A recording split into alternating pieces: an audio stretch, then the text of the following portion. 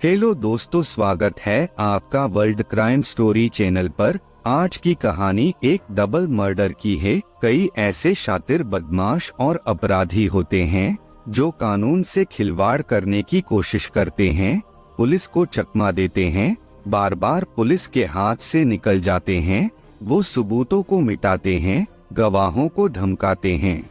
लेकिन एक ना एक दिन ऐसा आता है जब वे पकड़े जाते हैं। ये तो बात रही पेशेवर अपराधियों की, लेकिन कई मामलों में ऐसा भी होता है कि कोई आम इंसान जिसका जुर्म की दुनिया से कोई नाता नहीं होता, लेकिन जब वो कोई जुर्म करता है तो पुलिस और कानून भी हैरान रह जाते हैं। इस बार आपको बताएंगे एक ऐसी शातिर महिला की कहानी जिसने एक नहीं दो कत्ल किए और 1 साल तक कानून की आंखों में धूल झोंकती रही। तो क्या है पूरी कहानी जानने के लिए वीडियो को पूरा देखें। और अभी तक आपने हमारी चैनल को सब्सक्राइब नहीं किया तो सब्सक्राइब कर दीजिए।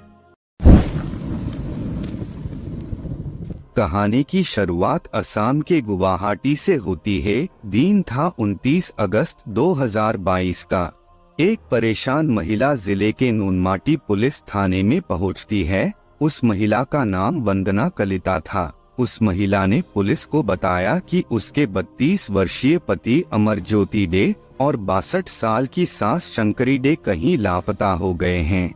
उसने दोनों को तलाश करने की कोशिश की, लेकिन वो नहीं मिले। पुलिस को यह बात बताकर वो महिला रोने लगी। पुलिस ने उसकी शिकायत सुनने के बाद उसे मदद का भरोसा दिया और कहा कि वे जल्द ही उसके पति और सास को ढूंढ निकालेंगे। इसके बाद पुलिस ने उसके कहने पर मामला दर्ज कर लिया और मामले की गंभीरता को समझते हुए छानबीन शुरू कर दी। पुलिस लापता हुए माम बेटे का सुराग पता लगाने की कोशिश कर रही थी। उनके बारे में सभी थानों को इत्तिला दी गई थी। आसपास के जिलों में भी पुलिस को उनके बारे में बताया गया, लेकिन उनका कोई सुराग नहीं मिला। फिर भी पुलिस अपना काम कर रही थी। तब तक नवंबर का महीना आ चुका था। तलाश जारी थी। इसी दौरान एक शख्स नुनमाटी पुलिस थाने पहुंचा। उसने खुद को लापता हुए अमरज्योति डे का कजिन बताते हुए पुलिस को एक खबर दी, जिसने अमरज्योति डे और उनकी मां शंकरी डे के लापता होने की शिकायत के साथ साथ अमरज्योति की पत्नी वंदना पर भी शक जाहिर किया। साथ ही में उसने बताया कि कुछ दिन पहले उनकी लापता आंटी के बैंक खाते से पैसे निकाले गए हैं। अब पुलिस के पास एक ही मामले की 2 शिकायतें दर्ज थी, लेकिन दोनों ही शिकायतों में एक फर्क था। वो ये कि नई शिकायत में पहली शिकायत दर्ज कराने वाली वंदना कलिता पर ही शक जाहिर किया गया था। अब पुलिस भी अलग अलग एंगल से मामले की छानबीन कर रही थी। साल बदल चुका था। इसी दौरान 14 फरवरी 2023 को वंदना कलिता एक बार फिर पुलिस थाने पहुंची और वहां अपने पति और सास के बारे में पूछताछ की। पुलिस ने उसे जांच जारी होने की बात कहकर वहां से रवाना कर दिया। हालांकि पुलिस अब उस पर नजर रख रही थी। उसका नंबर भी सर्विलांस पर था।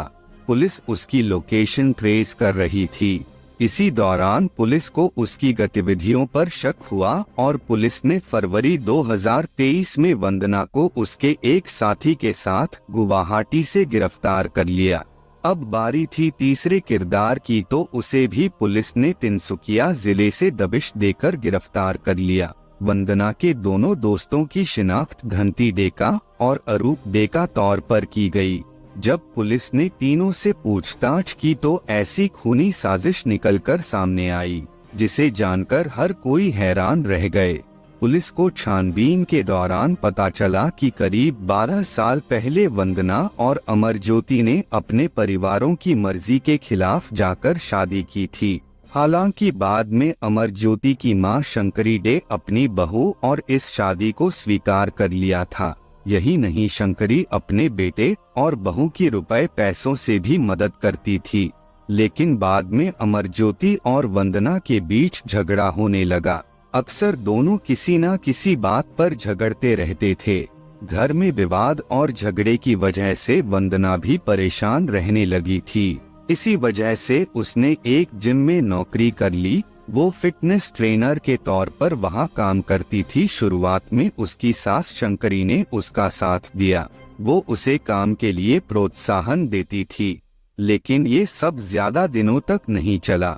अचानक शंकरी डे बदल गई और वो बहू को सपोर्ट करने की बजाय पीछे हट गई थी।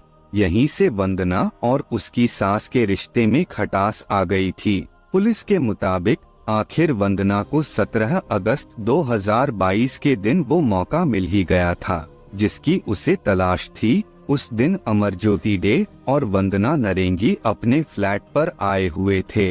वो दोनों वहां अकेले थे। इसी दौरान वंदना ने अपने दोनों करीबी दोस्तों को फोन करके वहीं बुला लिया। अब मौका मिलते ही वंदना ने अपने दोनों साथियों के साथ मिलकर अमरज्योति पर एक रॉड से हमला कर दिया। उन्होंने उस पर इतने वार किए कि उसकी मौत हो गई। अब बारी थी लाश को ठिकाने लगाने की, लिहाजा उन तीनों ने शंकरी की तरह ही अमरज्योति की लाश के 5 टुकड़े कर दिए और फिर उन टुकड़ों को पॉलिथीन में पैक कर लिया। फिर उन 5 पॉलिथीन बैग्स को उन्होंने कार की डिग्गी में रखा और मेघालय की तरफ चल पड़े। फिर बॉर्डर पार करके उन्होंने लाश के टुकड़ों को अलग अलग जगहों पर फेंक दिया और वापस गुवाहाटी लौट गए। पकड़े जाने के बाद वंदना कलिता ने पूछताछ के दौरान पुलिस के सामने दावा करते हुए बताया कि उसका पति नशा करता था। इतना ही नहीं, उसकी कई लड़कियों के साथ दोस्ती थी। इन सब की वजह से ही उन दोनों के बीच आए दिन झगड़े हुआ करते थे। पूछताछ के बाद गुवाहाटी पुलिस तीनों आरोपियों को पड़ोसी राज्य के उन ठिकानों पर ले गई जहां उन्होंने शंकरी डे और अमरज्योति की लाश के टुकड़ों को फेंके थे। इस काम के लिए मेघालय पुलिस की मदद ली गई और आरोपियों की निशानदेही पर पहले चेरापूंजी के पास खासी हिल्स से शंकरी डे की लाश के टुकड़े बरामद किए गए। बाद में दूसरी जगह से अमरज्योति की लाश के टुकड़े भी पुलिस ने बरामद कर लिए। पुलिस ने इस केस की छानबीन के दौरान मुख्य आरोपी वंदना और धंती के मोबाइल फोन, लाश के टुकड़ों को ले जाने वाली कार, दोनों मृतकों के ATM कार्ड, फटे हुए कपड़े और एक कंबल भी बरामद किया। ये वही कंबल था जिसमें शंकरी डे की लाश को लपेटा गया था। ये सभी बरामद सामान फोरेंसिक जांच के लिए भेज दिया गया। पुलिस ने केस का खुलासा करने के बाद वंदना समेत तीनों आरोपियों को अदालत में पेश किया, जहां से उन्हें जेल भेज दिया गया। ये थी डबल मर्डर की कहानी। उम्मीद करता हूँ कहानी आपको पसंद आई होगी। अगर कहानी पसंद आई हो तो वीडियो को लाइक और कमेंट करें और ऐसी ही और कहानियां सुनने के लिए चैनल को सब्सक्राइब करें। मिलते हैं फिर एक और नई सच्ची कहानी के साथ।